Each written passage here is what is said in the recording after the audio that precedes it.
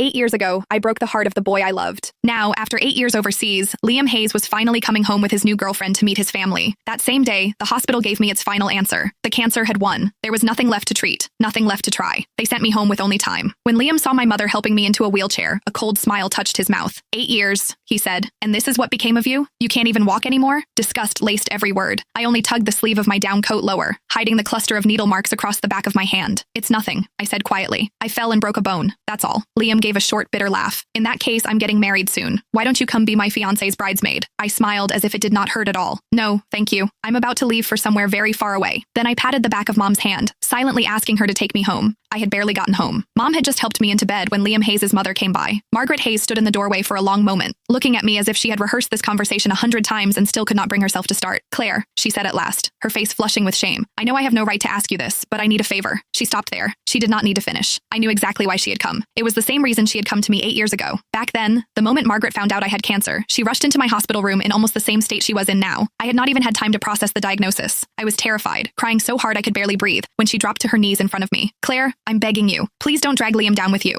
He's just been accepted into a program overseas. If he finds out you have cancer, he'll never agree to leave. You and Liam have known each other your whole lives. You've loved each other for so many years. So please, for my sake, let him go. Break up with him. I've arranged everything. I found a boy to help. All you have to do is pretend to kiss him downstairs. Let Liam see it. Make him believe you betrayed him. Then break up with him. That's all. Because of those words, the first thing I did after being diagnosed was not schedule more tests or begin treatment. Instead, I put on the coldest face I could manage, pretended to cheat, forced Liam to hate me, and drove him out of the country without mercy. Sure enough, a second later, Margaret looked at me with guilt in her eyes. Claire, please don't blame me. I had no choice. Liam's girlfriend now was his classmate overseas throughout graduate school and his doctoral program. They're perfect for each other. I really don't want to ruin such a good marriage. You know, Liam, he adored you when you were kids. If he finds out the truth about what happened back then, I'm afraid, her voice shook. I'm afraid he'll throw everything away again. So could you stay away from him for a while? You don't have much time left anyway, do you? In your condition, you shouldn't be going out, don't you think? The moment Margaret said those words, my mother grabbed a pack of adult diapers from beside the bed and slammed it down so hard the mattress shook. Seeing that she was about to lose her temper, I quickly tugged at her sleeve and softened my voice. Mom, please. It took several seconds before she managed to hold herself back. Only then did I look back at Margaret. I can promise I won't tell Liam what happened 8 years ago, I said calmly, but I can't promise I won't see him. No, I could not promise that.